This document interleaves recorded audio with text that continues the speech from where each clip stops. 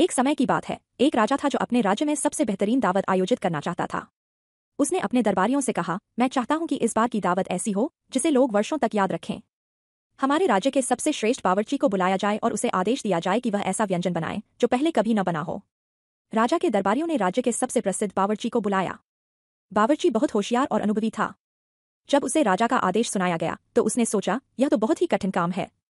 राजा ने मुझसे ऐसा व्यंजन बनाने को कहा है जो पहले कभी न बना हो। अगर मैं असफल हुआ तो मेरी जान खतरे में पड़ जाएगी। बावर्ची ने कई दिनों तक सोचा, लेकिन उसे कुछ नया और अनोखा बनाने का कोई तरीका नहीं सूझा। एक दिन जब वह सोच विचार कर रहा था, तभी उसे एक विचार आया। उसने अपने सहायक से कहा, तुम जाओ और बाजार से कुछ ताज़ा सब्जियां और फल ले आओ, मैं कुछ नया करने की कोशिश करता हूँ। अगले दिन दावत का दिन आ गया। राजा और दरबारी दावत की प्रतीक्षा कर रहे थे। सभी उत्सुक थे कि बावर्ची क्या नया बनाएगा।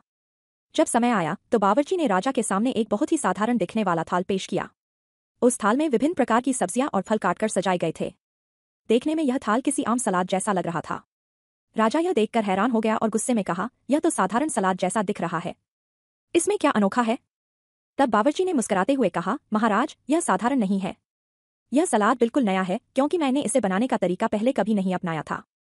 इस सलाद में हर टुकड़ा बड़े ध्यान से और नई शैली में काटा गया है और इसमें खास मसाले और चटनी का प्रयोग किया गया है जो इसे पहले कभी न खाए गए स्वाद में बदल देता है। राजा ने जैसे ही एक निवाला खाया, वह चौंक गया। सचमुच स्वाद अनोखा और लाजवाब था। उसने मुस्कुराते हुए कहा, तुम्हारी बुद्धिमानी और रचनात्मकता ने मेरा दिल जीत लिया। तुमने मेरे आदेश का पालन करते हुए कुछ ऐसा बनाया है जो पहले कभी नहीं बना था। इस तरह बावर्ची ने अपनी समझदारी और सरलता से राजा को खुश कर दिया और एक नई सीख दी कि अनोखा काम करने के लिए केवल दिखावा या बाहरी तामझाम जरूरी नहीं होता, बल्कि समझदारी और हुनर से किसी साधारण चीज को भी खास बनाया जा सकता है।